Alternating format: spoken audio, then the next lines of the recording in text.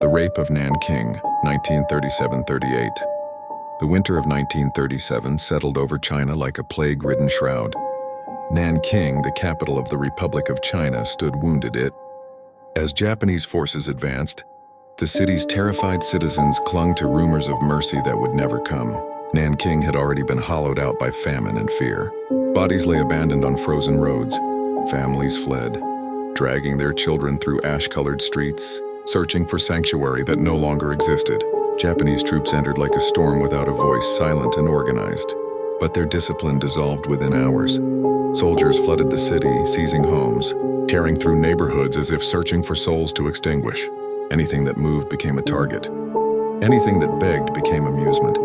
In those first days, gunfire was constant, so frequent it blended into a single monstrous hum. Streets turned into graveyards without markers, pits filled with strangers who died without names. The city fell into ritualized cruelty. Ordinary people, teachers, monks, daughters, fathers were dragged into the open, forced to kneel beneath cold swords. Entire groups were mowed down with machine gun fire. Their bodies kicked into the Yangtze River like trash. Women, young girls, and the elderly faced systematic assaults by soldiers. Resist and death came swiftly. Comply and death only waited its turn. Homes became prisons. Streets became hunting grounds. People learned to stop screaming because it only brought more soldiers. Eyewitnesses spoke of mothers, forced to choose between their children's lives and their own, of schools that became slaughterhouses, of temples that once offered prayer, now echoing only suffering. Among the horrors, soldiers devised twisted games, competitions of death.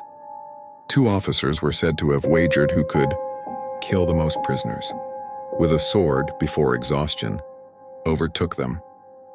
They smiled as if this were sport. The city watched in silent paralysis. Captured men were marched to the banks of the Yangtze. Their machine guns chattered endlessly. Bodies piled so high they formed islands that drifted downstream. Those still breathing were set on fire or buried alive. In the middle of the city, a fragile shield emerged, the Nanking Safety Zone.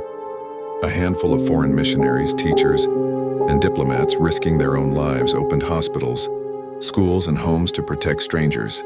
They documented the horror, sheltering thousands behind thin walls.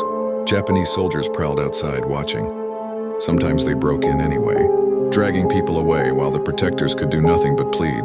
By early 1938, Nanking was no longer a city, it was a wound. Flames licked through the bones of abandoned neighborhoods. Dogs picked at the remains of the dead and no one stopped them. The Japanese forces remained. They did not hide their crimes. They seemed to revel in the destruction of history, culture, and identity. Thanks for watching.